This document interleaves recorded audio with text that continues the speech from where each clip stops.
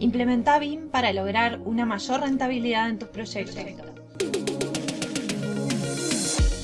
Soy María José de Tesanos, CEO de MDT Arquitectura, y te doy la bienvenida al podcast de BIM Online. Estoy aquí para compartir contigo mis conocimientos y experiencia trabajando en proyectos con BIM para que puedas tomar acción y avanzar en el proceso de implementar BIM, que traerá más eficiencia y productividad a tus proyectos.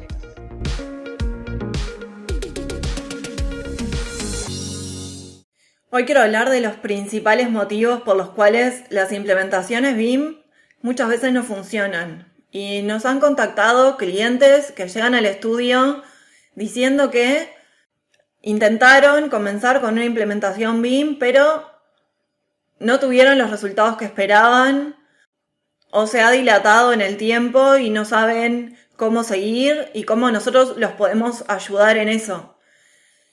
Y he detectado como factor común algunos pasos claves que son los que quiero compartir en este episodio, de por qué entonces estas implementaciones en algunos casos no funcionan.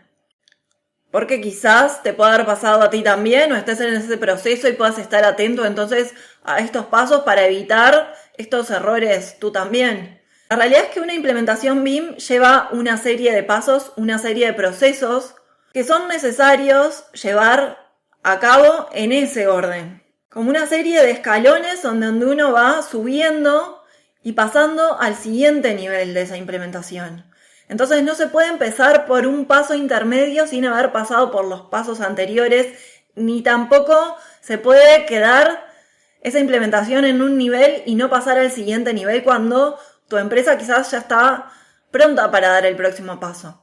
Y esto muchas veces pasa porque no hay una estrategia de implementación, no hay objetivos claros de por qué y para qué es necesario implementar BIM. ¿Qué es lo que hay que tener en cuenta y conocer entonces con esto el alcance? No es lo mismo un objetivo de implementación BIM para un estudio de arquitectura que desarrolla, por ejemplo, proyectos ejecutivos como nosotros, que hace toda la documentación ejecutiva del proyecto, que para una empresa constructora, que quizás tenga en su empresa el desarrollo de 2 o 3 etapas del proyecto, como puede ser la etapa de proyecto ejecutivo, oficina técnica, donde se verifica esta documentación ejecutiva, también la etapa de obra, donde los objetivos de esa implementación también van a ser distintos a los de la oficina técnica, aunque sea en la misma empresa.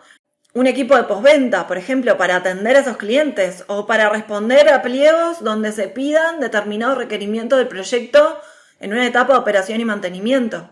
Entonces, si tu empresa quizás es más grande y cuenta con 2 o 3 fases del proyecto, se van a tener que fijar procesos de implementación distintos, con distintos objetivos, pero con una única estrategia en común, que es ese modelo de negocio de tu empresa. Y ese es el denominador común. Entonces, uno de los primeros errores te diría que es no tener objetivos claros, no saber para qué quiero implementar BIM, qué valor va a agregar a mi empresa o a mis proyectos, y entonces no tener clara esa estrategia, para dónde ir. Simplemente creo que BIM es aprender un software y entonces me tiro de cabeza esa formación, o le digo a mi equipo que aprenda determinada licencia, compramos determinada licencia en la empresa, sin tener claro si esa licencia me va a servir y en qué etapa del proyecto y por qué y para qué.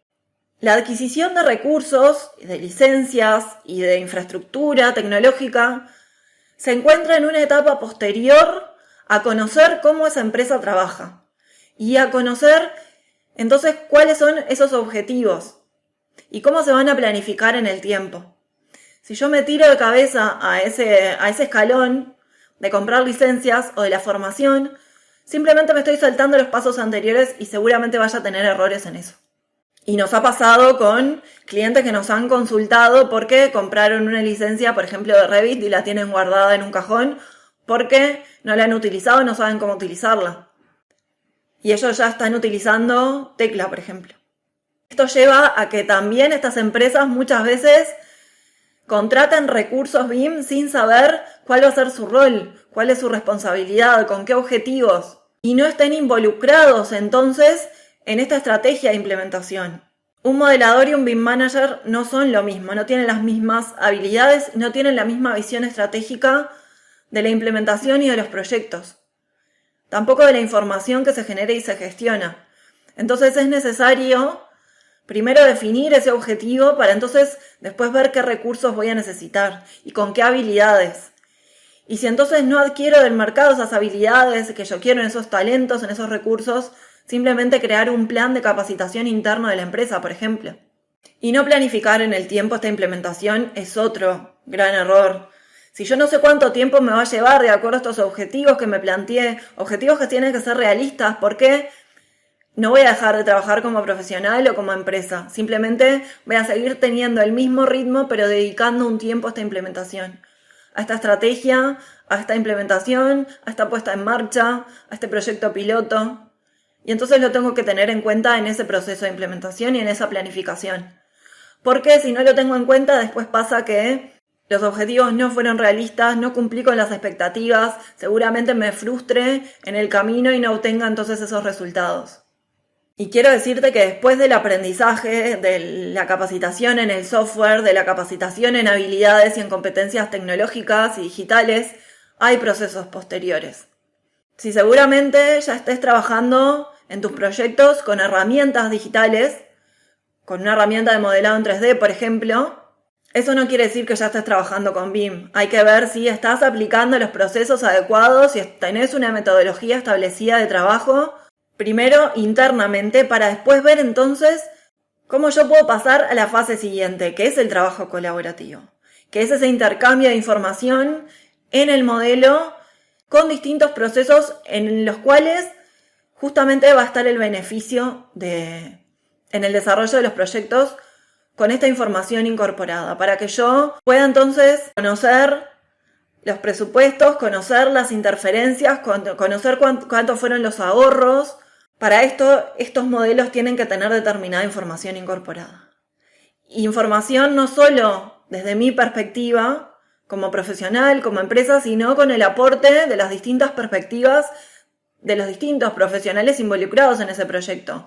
Instalaciones, cliente, requerimientos de proyecto, proyecto ejecutivo, diseño de estructuras. Entonces, para poder llevar adelante ese intercambio de información, con procesos claros, esa integración, yo tengo que pasar a ese siguiente nivel y no quedarme solamente con esa capacitación. Con esa capacitación en software, en esa herramienta digital. Pasar entonces a trabajar con procesos y con competencias digitales.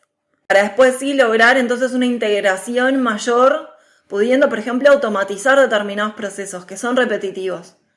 Que yo le puedo decir entonces a otra empresa externa involucrada en ese proceso cómo son mis procesos internos dentro de la empresa. Y entonces lograr un acuerdo de intercambio de información.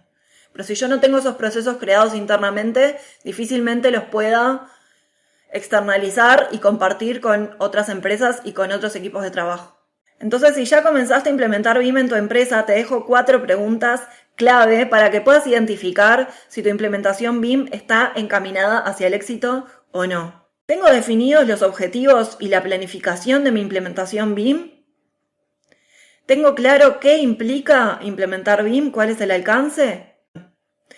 ¿Con quién voy a trabajar en mi implementación? ¿Tengo el equipo adecuado para responder a los requerimientos de esta implementación, de esta transformación digital y de los proyectos en los cuales trabajamos habitualmente?